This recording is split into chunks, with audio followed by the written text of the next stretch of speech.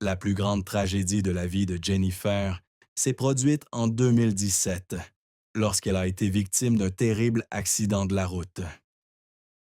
Tard dans la nuit, alors que sa voiture et son équipe revenaient d'un concert à Bruxelles, une grave collision s'est produite sur l'autoroute. La voiture transportant Jennifer a percuté une autre voiture, tuant deux personnes dans l'autre véhicule et blessant grièvement plusieurs membres de son équipe. Jennifer elle-même n'a heureusement pas été gravement blessée, mais le choc psychologique de l'accident a laissé une cicatrice qui n'a jamais guéri. Elle a confié dans une interview que dans les jours qui ont suivi l'accident, elle avait eu du mal à dormir. Les images de la collision, les cris et le sentiment d'impuissance la hantaient chaque nuit.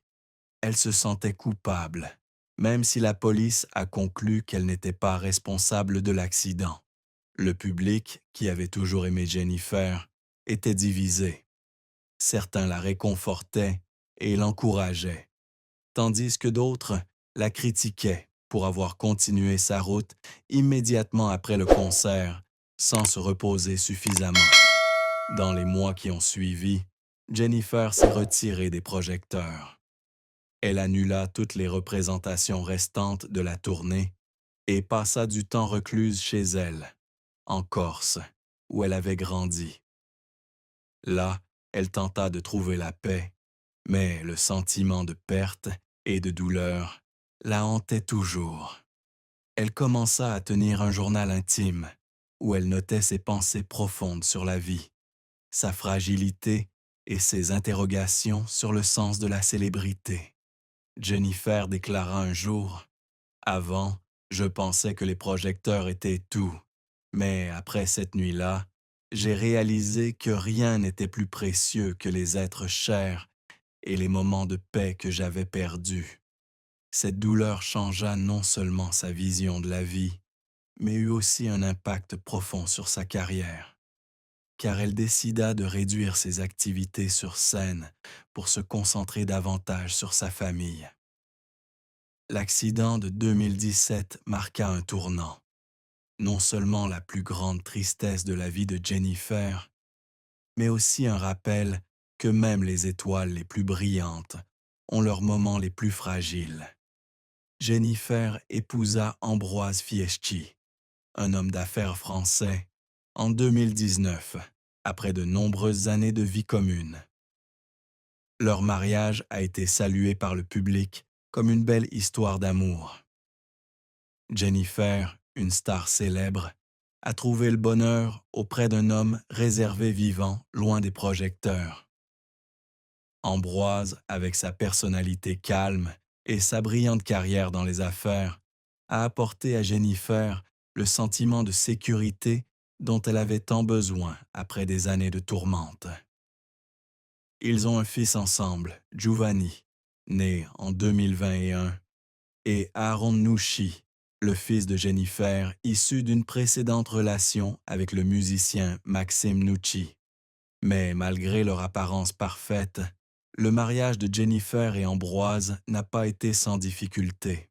Jennifer a confié que l'un des plus grands défis de son couple était de concilier carrière et vie de famille. Artiste, elle est souvent en tournée, participe à des émissions de télévision comme The Voice France et se produit lors d'événements. Ces longs voyages lui laissent peu de temps à consacrer à Ambroise et à leurs enfants. Ambroise, bien que toujours solidaire de la carrière de sa femme, se sent parfois délaissé.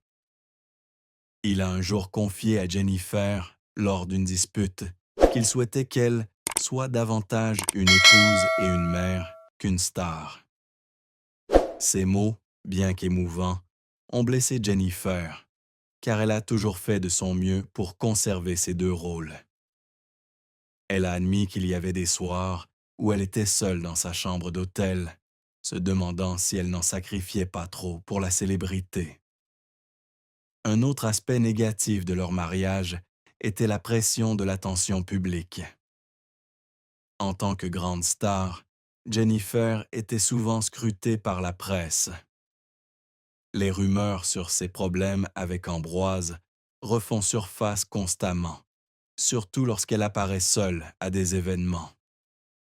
Un jour, en 2020, un tabloïd a rapporté que Jennifer et Ambroise s'étaient secrètement séparés, la forçant à nier publiquement.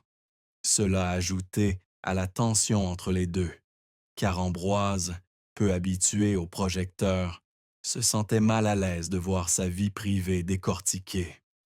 J'aime Ambroise pour ce qu'il est, mais parfois je me sens coupable de l'entraîner dans ce monde de drame, a confié Jennifer.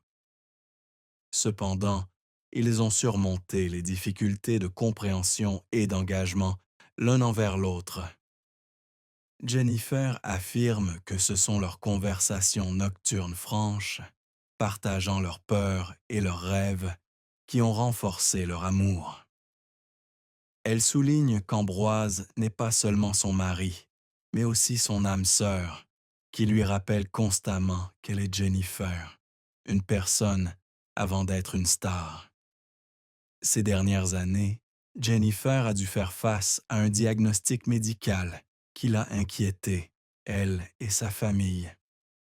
En 2023, après une série d'examens de santé de routine, les médecins ont découvert que Jennifer souffrait d'un trouble anxieux chronique, une maladie qui la rendait anxieuse et anxieuse